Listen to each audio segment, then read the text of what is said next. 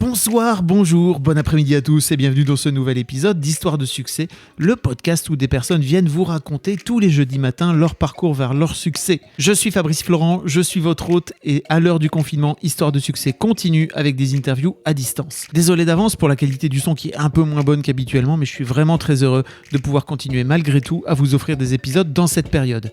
Et surtout avec l'invité de cette semaine, puisque je vous propose de découvrir le parcours de Norman Tavo, que vous connaissez sans doute par son pseudo, Norman fait des vidéos sur internet. Après lui avoir fait raconter son histoire de daron en fin d'année dernière sur mon autre podcast, qui s'appelle bien sûr Histoire de daron, j'accouche cette fois-ci Norman de sa propre histoire de succès. Ensemble, on parle de son harcèlement scolaire quand il était au collège, d'une forme de revanche et d'envie de réussir qu'il en a tiré, des plâtres qu'il a essuyés en étant l'un des tout premiers youtubeurs en France. D'ailleurs, youtubeur, c'est un terme qui n'aime plus vraiment aujourd'hui, et ça aussi on en parle, de son virage entre guillemets de sa carrière dans le stand-up, et aussi du décès de sa mère alors qu'il était encore tout jeune, et comment il s'est reconstruit après ce sale coup que lui a réservé la vie. Un immense merci à Norman pour sa franchise, j'espère que vous apprendrez des trucs sur lui, moi en tout cas j'en ai appris plein. Cette semaine j'ai besoin de vous pour deux choses. La première, c'est de vous abonner à ma newsletter. Je vous envoie tous les 15 jours un nouvel email avec des réflexions, des lectures et bien sûr mes nouveaux épisodes de podcast. La deuxième chose, c'est que si vous avez 2 minutes, un iPhone ou un iPad ou un Mac ou quoi que ce soit d'autre, vous pouvez mettre une bonne note et un chouette commentaire sur Apple Podcast à Histoire de succès. Ça l'aidera vraiment à monter dans le classement et à gagner en visibilité. Je vous mets tous les liens dans les notes de cet épisode. Merci à vous et rendez-vous dans votre appli de podcast préféré dès jeudi prochain à partir de 6h du matin pour un nouvel épisode d'Histoire de succès. Mais d'ici là, je vous laisse en compagnie de Norman. On est dans ce podcast qui s'appelle Histoire de succès, où on va parler de ton histoire de succès, n'est-ce pas ? Après avoir fait Histoire de daron, où tu as parlé de ton histoire de daron.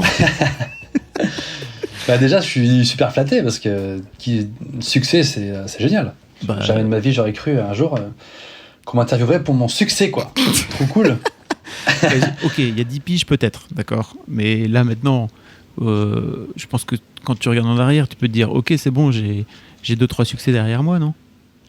Ouais, non, c'est clair qu'il y a 2-3 trucs, j'en suis super fier, mais en tout cas, sache que ton interview me flatte énormément quand même. Ah ça me fait plaisir, écoute. Et en fait, ça me fait aussi plaisir que tu viennes parler un petit peu de ton parcours, parce que j'ai jamais trop, je pense, entendu une interview un peu longue comme ça, où on va parler de ton parcours, d'où tu viens. Et la première question que je pose à tous mes invités, c'est à quoi ressemblait Norman quand il avait 7-8 ans ? À 7-8 ans précisément, quoi. C'est vraiment ok. Tu vois, c'est un peu c'est pas vraiment t'es tout bébé, tu vois, 7-8 ans, et c'est pas encore vraiment t'es adolescent. Tu vois, c'est un peu entre les deux. Ok. Écoute, de ce que je me souviens, à cet âge-là, je sais que j'étais assez, assez hyperactif. Tu vois, dans tous les sens, etc. Je faisais le con, et je sais que mon père me rappelle encore aujourd'hui souvent cette image que quand j'arrivais dans la cuisine le matin, je faisais ma pièce de théâtre, qu'il disait, tu vois. Ah ouais. C'est que j'aimais bien arriver dans le matin et crier fort et faire des blagues et faire le con. Et je me prenais des roustes, ouais. Donc j'étais déjà un petit con à cet âge-là. Et puis voilà, quoi. Écoute, moi j'étais, par chance, grâce à mes parents, déjà un peu drivé vers les disciplines artistiques, parce que j'étais inscrit à l'école de musique très très jeune. Mon père était directeur d'un centre d'animation culturelle, donc je touchais un petit peu à la poterie, à la peinture sur soie, au théâtre, et puis donc à la musique. Donc c'était une super chance de pouvoir commencer si jeune. Et puis voilà, et en même temps un petit peu timide. Est-ce que tu étais du style à faire un peu le clown pour justement masquer un peu ta timidité ? Ouais, je pense que c'est clair. Hein. Encore aujourd'hui, des fois, je me cache toujours derrière un masque de clown comme ça, et puis quand il faut être terre à terre, sérieux, et parler des choses qui sont profondes, qui font parfois mal, des fois je mets plus de temps, quoi. Alors j'enlève les couches petit à petit, puis à la fin j'arrive enfin à être, tu vois, à être vrai, quoi. C'est même si faire des blagues c'est aussi être vrai, hein. Ouais. Mais je pense. Mais en effet, oui, c'est forcément un masque, et souvent une facilité et une fuite, quoi. D'accord. Et j'ai déjà l'impression d'être un petit peu en psychanalyse, là. Donc, ça fera combien la séance ? Non, mais j'allais te dire, on va faire en sorte d'enlever les couches petit à petit, t'inquiète pas, dans cette interview, on a un peu le temps, quoi, tu vois. Et à la fin, je vais me mettre à chialer comme un ouf, et... T'es pas obligé de pleurer, horrible. Tu vois. Mais en fait, tu as une particularité aussi, c'est que tu viens du Nord. Oui, c'est vrai. Et en fait, déjà, ça fait un point commun entre nous. On est deux enfants du Nord. Je pense qu'il y a un truc aussi qui vient de chez nous, tu vois, qui est un peu dur au mal. Tu vois ce que je veux dire ou pas? En gros, on a appris depuis tout petit à en chier. Je sais pas ce que t'en penses. Comment dire, il y a toujours plus enfance plus difficile que si on veut chercher à gauche à droite, hein, évidemment. Oui. Mais c'est vrai que voilà, le nord de la France c'est quand même une terre de has depuis longtemps. Franchement, voilà, chômage au max, alcoolémie au max. C'est clair qu'il y a du taf, quoi. Enfin, du taf. Il n'y a pas de taf, du coup. Ouais, Non, mais c'est clair que voilà, nos grands-parents, ils en ont chié à fond, quoi. Moi, mes grands-pères étaient mineurs dans les mines de charbon. Et j'ai eu la chance qu'ils sont morts quand même assez âgés, tu vois, vers 75 ans tous les deux. Ouais. Et puis, mais quand ils me racontaient leur enfance, quoi, c'était Émile Zola, quoi. Tu vois, c'était germinal, ça faisait mal au cœur, quoi. Tu as l'impression que ça t'a marqué, toi, quand t'étais gamin? Oui, c'est-à-dire que la dernière fois, je me faisais une réflexion, je me disais, est-ce que chez tout le monde c'est pareil? Mais j'ai l'impression que moi, mon père, quand il me raconte son enfance, c'est toujours la misère de ouf, et genre, il a une enfance 1000 fois moins bien que la mienne. Et puis quand son grand-père lui racontait son enfance, c'était encore 1000 fois plus miséreux. Et en fait, c'est les poupées russes, quoi. Ça se trouve.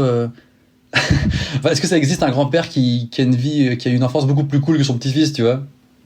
Bah ouais, c'est une vraie question. Parce que c'est vrai que. Comment dire, on a plus le temps passe, plus on a un niveau de vie qui, on va dire, s'équilibre un peu, tu vois, pour les plus chanceux d'entre nous, on va dire. Et nous, par exemple, on est assez, de mon côté, je suis assez privilégié, tu vois, et j'ai beaucoup de chance dans la vie. Et quand je regarde un petit peu mes ancêtres, quoi, c'était vraiment hard. Enfin bref. Ok. Non mais en fait, ça m'intéressait un peu de savoir aussi, d'avoir un peu d'avoir ton avis aussi, tu vois, sur le Nord, tu vois, le Nord. Revenons un peu à ton parcours, parce que c'est vrai que tu disais que tes parents t'ont éclairé un petit peu à tout l'aspect artistique, etc. Tu joues quoi comme instrument à l'époque? Et j'ai commencé par faire beaucoup de solfège, donc c'est-à-dire l'apprentissage de notes de musique, mais sans faire d'instrument, ce qui était un peu relou d'ailleurs. Ouais. Et au bout de, je crois, 3-4 ans de uniquement solfège, j'ai commencé le saxophone. Voilà. Et puis ensuite, quand je suis devenu ado, j'ai voulu me rebeller contre le saxophone et je suis passé à la guitare. et voilà, j'ai fait la guitare sèche, la guitare électrique, puis j'ai monté plein de petits groupes. C'est beaucoup plus simple pour emballer les meufs, non, la guitare sèche, que le saxophone? Ouais, je sais pas. Alors, c'est que moi j'ai un truc sur le saxophone. Ouais. C'est que dès que je dis aux gens que j'en ai fait, il y a tout de suite des étincelles dans les yeux, genre putain, c'est un instrument magnifique, le jazz, la classe et tout. C'est Broadway, c'est la Nouvelle-Orléans. Et en fait, ça c'est vraiment quand t'es au niveau maximum de level de saxophone.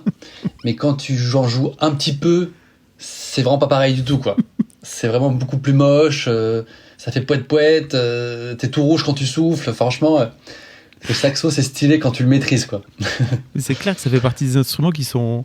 Le simple fait de réussir à sortir une note, déjà, c'est super dur, quoi.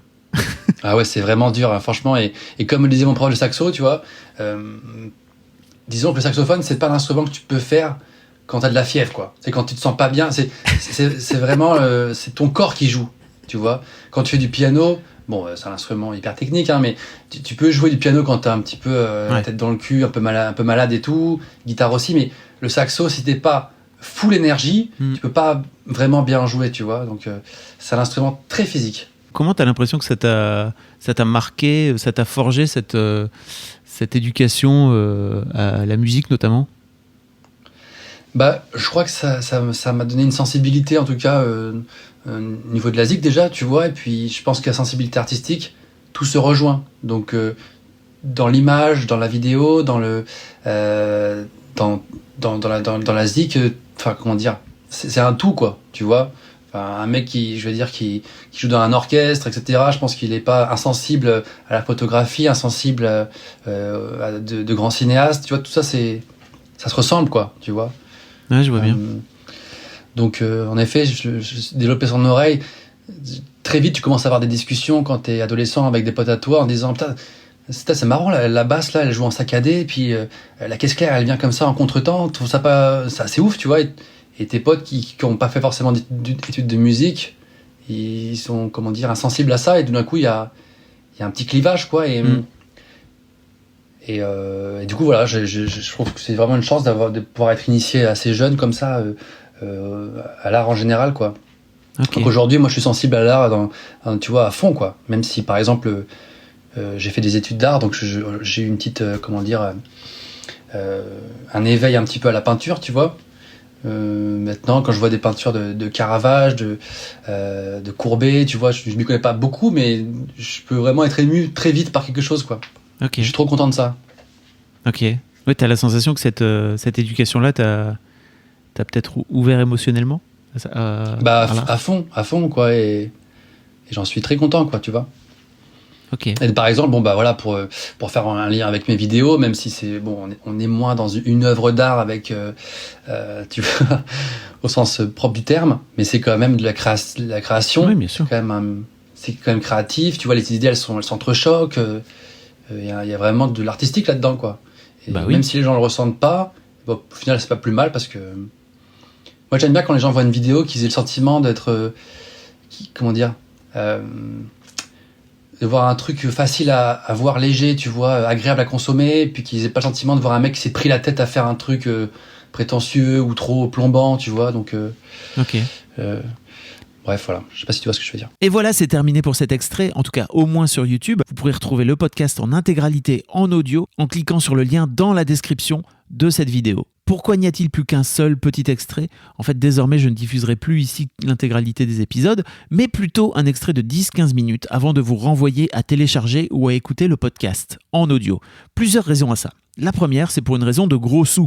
YouTube ne rapporte plus vraiment grand-chose, en tout cas par rapport aux vues que je fais. Et la meilleure façon aujourd'hui de gagner des sous pour un podcasteur, c'est que les gens écoutent directement le podcast. Je vous passe les détails techniques, mais les pubs de mon podcast sont aujourd'hui reliées au flux RSS de mon podcast. Et quand j'upload une vidéo sur YouTube, elle n'est plus sur mon flux RSS, elle est sur YouTube tout simplement. Résultat, si vous voulez me faire gagner ma vie avec mes podcasts, vous pouvez plutôt m'écouter sur mon podcast. Vous retrouverez comment vous abonner directement dans la description. La deuxième raison, c'est que je veux inciter à mettre le plus de gens possible au format podcast. Les podcasts sont faits à la base pour être écoutés en mobilité, être téléchargés depuis votre téléphone portable, et YouTube ne se prête pas du tout à ça, sauf si vous avez YouTube Premium et encore. Ceci dit, si vous souhaitez écouter le podcast en intégralité depuis votre ordinateur, vous pourrez l'écouter depuis le site internet d'Histoire de Daron ou d'Histoire de Succès. Je vous mets les liens dans la description. Et globalement, depuis que je fais de l'audio, je suis redevenu à titre personnel fan du format, qui oblige à se concentrer uniquement sur l'écoute et de laisser l'imagination faire le job pour le reste. Donc voilà, si vous voulez vous abonner à mes podcasts, je vous mets un lien qui vous explique comment tout ça fonctionne directement dans la description. Et attention, vous pouvez aussi vous abonner à ma newsletter.